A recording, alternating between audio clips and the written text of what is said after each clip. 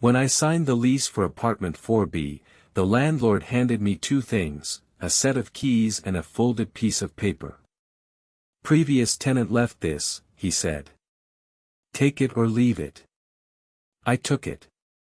Shoved it in my pocket and forgot about it until that first night, sitting on my mattress on the floor surrounded by half-unpacked boxes. I pulled it out and unfolded it. It was a list, handwritten in neat block letters. The kind of handwriting that looks calm but feels frantic, if that makes sense. Like someone writing carefully to keep from screaming. Rules for apartment 4B. 1. The bathroom light flickers between 1 a.m. and 3 a.m. This is normal. Leave it on. 2. You will hear footsteps in the apartment above you. There is no apartment above you. 4B is the top floor. Do not investigate. 3. The kitchen faucet will sometimes turn on by itself. Let it run for exactly 30 seconds, then turn it off. Count out loud. 4. On the first Wednesday of every month, someone will knock on your door at exactly 8:13 p.m. Do not answer. Do not look through the peephole. 5. If you see a man sitting in the hallway outside your door, he is not real. Walk past him without making eye contact. He will not follow you if you don't look at him. 6. The closet in the bedroom smells like copper sometimes. That's okay. Open the window. Don't open the closet. 7. If you wake up and the room feels wrong, like the dimensions have shifted, like the ceiling is closer, close your eyes and count to 60. When you open them, the room will be normal. If it isn't, count again. I laughed. Obviously. Some weirdo's idea of a housewarming prank. I stuck the paper to the fridge with a magnet and went to bed. The first week was fine. Normal apartment stuff. Thin walls, weird smells from the neighbors cooking, a radiator that clanked like a prisoner tapping Morse code. Then Wednesday came. The first Wednesday. I was eating ramen at the kitchen counter when someone knocked. 3 sharp raps. I checked my phone, 8:13 p.m.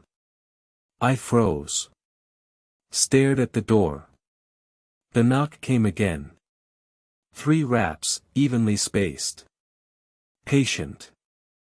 I remembered Rule 4. Don't answer. Don't look through the peephole. But I wasn't going to follow some stranger's paranoid delusions. I walked to the door and pressed my eye to the peephole. The hallway was empty. Completely empty. But the knock came again, 3 raps, and I felt them through the door. Against my forehead. Whatever was knocking wasn't on the other side of the door. It was inside it. I backed away. The knocking stopped at 8:14. After that, I read the list again. More carefully. The bathroom light started flickering that same night. I left it on. The footsteps above me started 2 days later. Slow, deliberate, crossing from one side of the ceiling to the other and back. Over and over. I went to the roof. Nothing. I asked the landlord about the crawlspace. He said there wasn't one. The faucet turned on during week 3.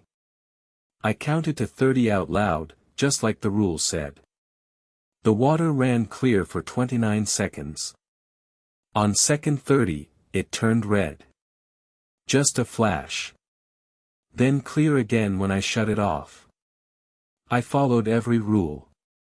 Religiously. Then I broke Rule 6. It was a Saturday morning. The copper smell from the bedroom closet was overwhelming. Not just copper, wet copper, like standing in a slaughterhouse. I should have opened the window. The list said open the window. Instead, I opened the closet. Inside, my clothes. My shoes. A storage box. And on the back wall of the closet, written in something dark and dried, 2 words. Don't stop. Below the words, an addition to the list. A Rule 8. Same handwriting as the others, but shakier. Desperate. 8. Whatever happens, keep following the rules. If you stop, even once, it learns what you look like. And then the rules won't protect you anymore. I slammed the closet shut. My hands were shaking. That night, Rule 7 happened for the first time. I woke up at 3:30 a.m. and the room felt compressed. The ceiling was closer. Not by a lot, maybe 6 inches, but enough that I could feel the difference in my chest, in my breathing. I closed my eyes. Counted to 60. Opened them. Normal. But there was something new. Something not in the rules. A figure standing in the corner of my bedroom. Not the hallway man from Rule 5. This one was different. Taller. Thinner. And it was already looking at me. I didn't have a rule for this. I lay there, rigid, for 4 hours. It didn't move. Didn't blink. Just stood in the corner and watched. When my alarm went off at 7:30, it was gone. The next night it was closer. By the dresser instead of the corner. Same posture. Same eyeless stare. Night 3, at the foot of the bed. Night 4, beside the bed. Night 5, leaning over me. Close enough that I could feel the cold radiating off it. Close enough to hear something that might have been breathing. I knew what had happened. I broke Rule 6. I opened the closet. And now it knew what I looked like.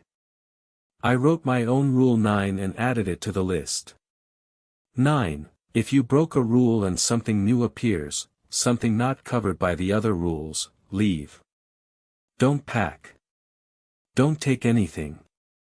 Leave the keys on the counter and do not come back. I moved out the next morning. Left the list on the fridge.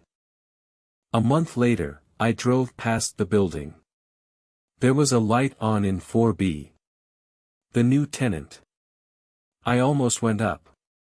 Almost knocked on the door to warn them. But then I remembered, it was Wednesday. 8:12 p.m. I got back in my car and drove away. Some rules you follow. Some rules you write. And some rules you leave for the next person, hoping they're smarter than you were. I wasn't smart enough. But maybe they will be.